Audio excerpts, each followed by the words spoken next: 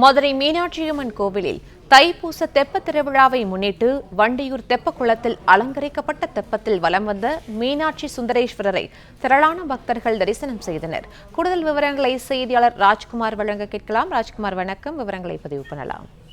வணக்கம். மதுரை மீனாட்சி அம்மன் கோவிலில் தைப்பூச திருவிழாவை முன்னிட்டு வண்டியூர் தெப்பக்குளத்தில் மீனாட்சி சுந்தரேஸ்வரர் எழுந்தருளினர். தெப்பத்தில் எழுந்தருளிய அவர்கள் வடம் பிடித்து, அதாவது தொண்டர்கள், ஆயிரக்கணக்கான தொண்டர்கள் வடம் பிடித்து இழுத்து தற்போது மைய மண்டபத்திலும் எழுந்தருளி இருக்கிறார்கள். உலக பிரசித்தி பெற்ற மதுரை மீனாட்சி சுந்தரேஸ்வரர் திருக்கோயிலில் தெப்ப திருவிழா கடந்த ஜனவரி 31 கொடியேற்றத்துடன் தொடங்கியது.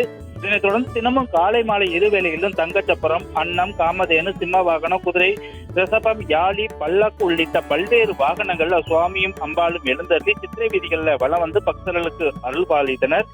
நேற்று மதியம் சிந்தாமணி பகுதியில கதிரெழுப்பு மண்டபத்துல எழுந்தருளி பின்னர் கதிரெழுப்பு திருவிழாவும் நடைபெற்றது. இதனைத் தொடர்ந்து தைப்பூச பௌர்ணமி தினமான இன்று தெப்ப திருவிழா கோலாகலமாக துவங்கியது.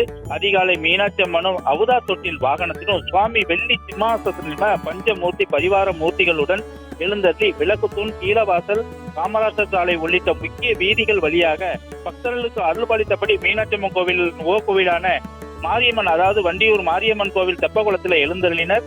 தெப்பத்தில் எழுந்தருளி அவர்களை ஆயிரக்கணக்கான தொண்டர்கள் வடம் பிடித்து இழுத்து அவர்கள் வலம் வந்தனர். 2 முறை வலம் வந்த பின்பு மைய மண்டபத்தில் மீனாட்சி சுந்தரேஸ்வரர் எழுந்தருளினர். இந்த காட்சிகளை ஆயிரக்கணக்கான தொண்டர்களும் அருள்பாலித்து அவர்கள் தரிசனம் செய்து சென்றனர்.